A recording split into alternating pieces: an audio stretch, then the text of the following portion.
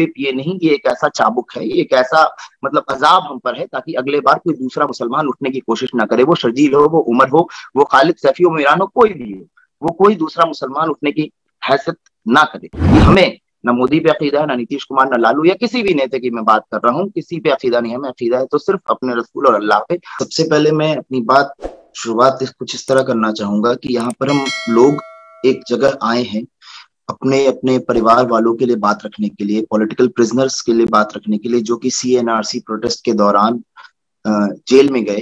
कि सबका वक्फा अलग है, कोई साल भर से, कोई 6 महीने से, कोई 9 महीने से। पर सबसे इम्पोर्टेंट बात यह है कि अभी भी कितने ऐसे अनसंग हीरोज हैं, अनजान हैं, जिनको हम जानते नहीं, और ऐसे हजारों लोग जेल में हैं जिनके बारे में बात नहीं हो रही।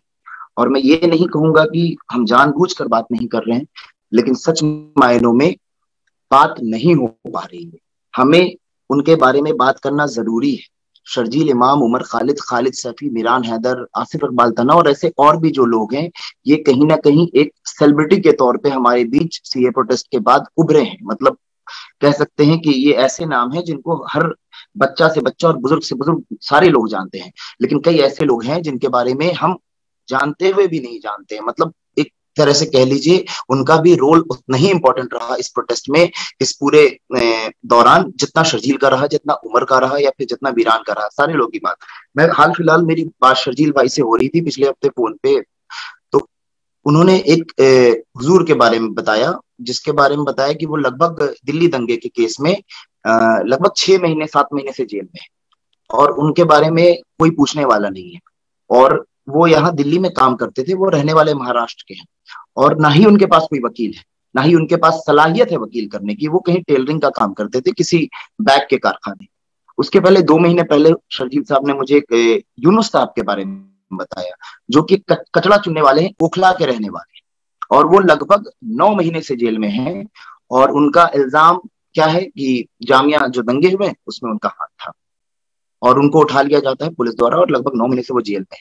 तो उसके बाद शर्जील भाई साहब ने उनके कॉन्टैक्ट डिटेल मुझे दिए, मैंने उनके फैमिली से, मेरे वकील ने बात किया, तो पता चलता है उनके दामाद, उनका कोई नहीं, उनकी एक बेटी और एक दामाद। उनके दामाद से जब पूछा जाता है कि आपने वकील से मुलाकात क्यों नहीं की, या फिर अपने केस को आगे क्यों नहीं बढ़ाया, तो बोले हम वकील से मिलने गए थे, लेकिन वो पैसे मांग रहे थे, तो हम क्या करते।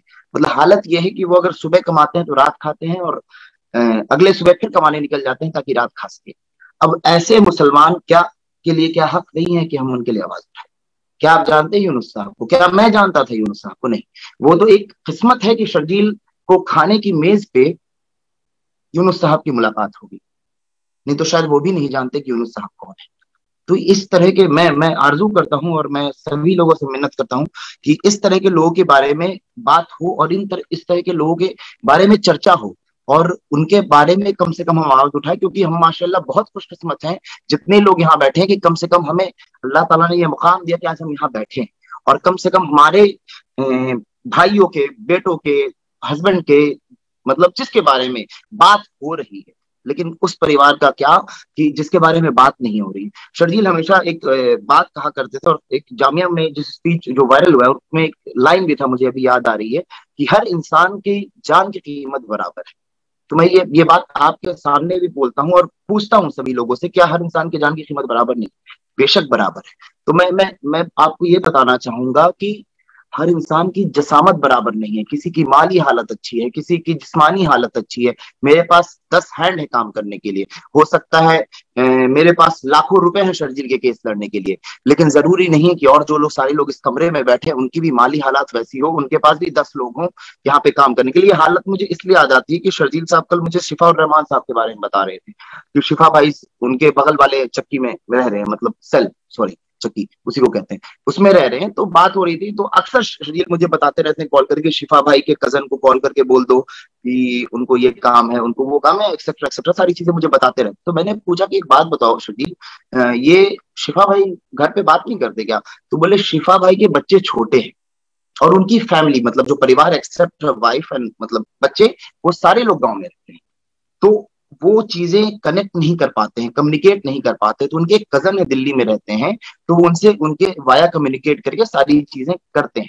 तो अब समझिए वहां पर शिफा भाई को हैंड की कमी है। तो यही मैं बात बहुत इंपॉर्टेंट है कि इस पूरे मसले में, इस पूरे केस के दौरान जो भी लोग अरेस्ट हुए हैं, जरूरी नहीं है कि सबको सारी चीजें मिल रही हों।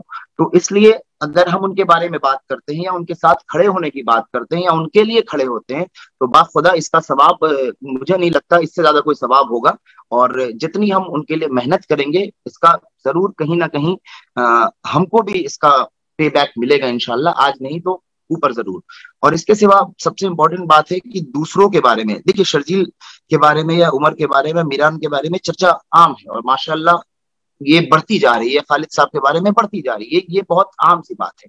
लेकिन वैसे लोग, जैसे पिछले महीने मैंने अतर खान के है उनकी बात की थी, वो भी दिल्ली दंगे में लगभग 9 महीने से अंदर। तो मुझे जब उनके वालिदा से मैंने बात की और सारी चीजें जब सामने आई, तो मुझे ये महसूस हुआ कि वो वही फील कर रही है जो मेरी वालिदा फील करती है। एक भाई वो फील नहीं कर सकता जो एक वालिदा फील कर सकती है, या जो दर्द उनके अंदर है। मैं अपनी वालिदा को तहज्जुद में उठ के रोते हुए देखता हूँ और नमाज पढ़ते हुए देखता हूँ। मैं तहज्जुद नहीं पढ़ रहा हूँ, मैं रोजा रख रहा हूँ, नमाज पढ़ लेता हूँ, ठीक है, लेकिन मैं तहज्जुद नहीं पढ़ रहा हूँ। लेकिन मेरी वालिदा 60 साल की उम्र में तबियत खराब होने के बावजूद सुबह 3 बजे उठती है, वजू करती है, तहज्जुद पढ़ती है और बेटे के लिए रो रो के दुआ करती है। तो एक माँ का दर्द है, एक बीवी का दर्द, एक बहन का दर्द शायद एक भाई ना महसूस कर सके। मेरी माँ मुझे बोलती थी कि तुम भाई हो ना, तुम्हें माँ नहीं बनना है, और ये सच्चाई है। तो मैं मुझे वो चीज याद आती है जब एक आम सा बंदा फेसबुक पर नीचे लिखता है शर्जील की तस्वीर के कि अल्लाह तुमको हजारों साल की उम्र दे और अल्लाह तुम्हारी रिहाई मजबूत करे। तो मैं पहली बार उस दिन अपनी माँ के आंखों से जो आंसू निकलता है वो खुशी के महसूस करता हूँ।